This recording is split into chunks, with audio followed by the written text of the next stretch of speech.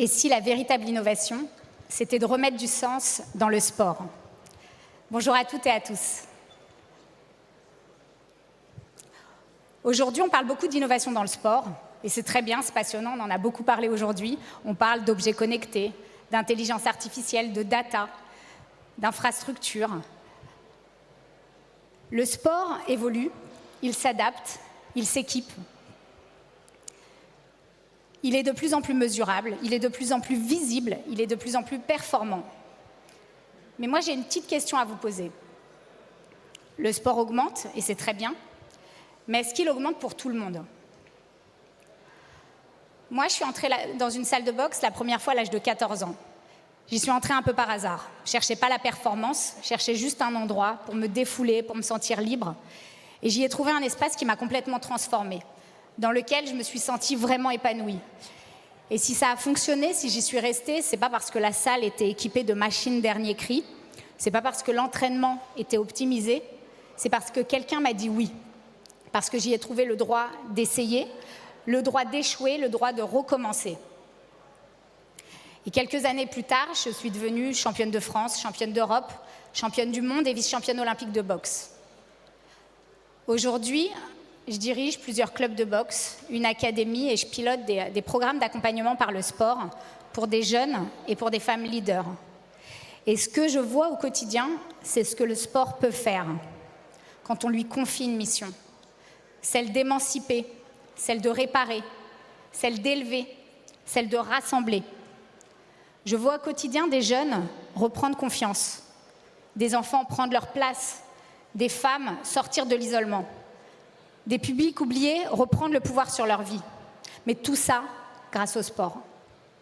Alors oui, l'innovation est essentielle, mais la vraie rupture, elle n'est pas uniquement technologique, elle est culturelle, elle est sociale, elle est humaine. Il ne s'agit pas seulement d'augmenter les performances, il s'agit d'augmenter l'utilité du sport, son impact, son accessibilité, sa capacité à répondre aux enjeux de notre époque. Je vois trop souvent les mondes séparés. D'un côté, le sport business, de l'autre, le sport bien commun. Mais la réalité, c'est que les deux sont liés. Notre modèle sportif avance sur deux jambes, la jambe business et la jambe bien commun. Et pour avancer plus fort, pour avancer plus vite, il faut que ces deux jambes avancent ensemble, à la même vitesse, dans la même direction. On voit trop souvent la RSE comme un supplément d'âme, un bonus, une cerise sur le gâteau. Mais ce n'est pas ça, ce n'est pas un bonus, c'est un vrai levier de performance, un vrai levier business.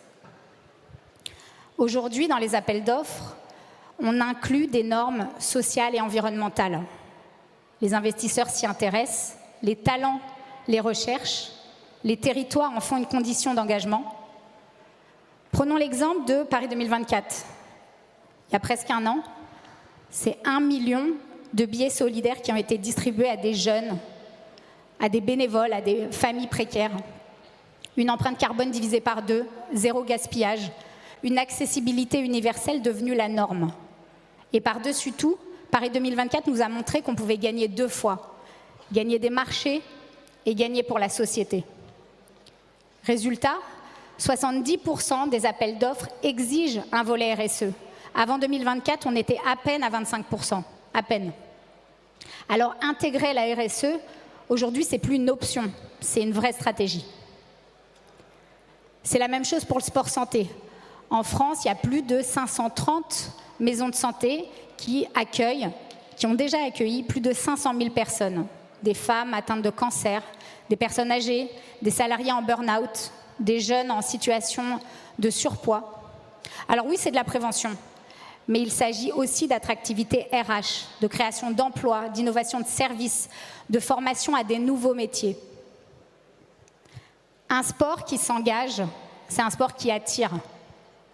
Un sport qui dure, c'est un sport qui s'élève. Je vois au quotidien, sur le terrain, des jeunes s'accrocher à leur gant de boxe comme à une bouée, des femmes lever les yeux, des enfants prendre leur place. Et je le vois à plus grande échelle avec des entreprises qui innovent dans le bon sens, des événements engagés, des territoires qui misent sur le sport pour redonner de la vie, redonner du lien, redonner de l'espoir. Alors oui, le sport augmente, mais il peut augmenter bien plus que des performances. Il peut augmenter la dignité, il peut augmenter la confiance, il peut augmenter l'égalité, il peut augmenter l'attractivité de nos territoires, l'impact positif de nos entreprises, et il peut augmenter la résilience de notre société. Moi, je rêve d'un sport qui augmente pour toutes et pour tous. Pas seulement pour les modiums, mais pour la vie.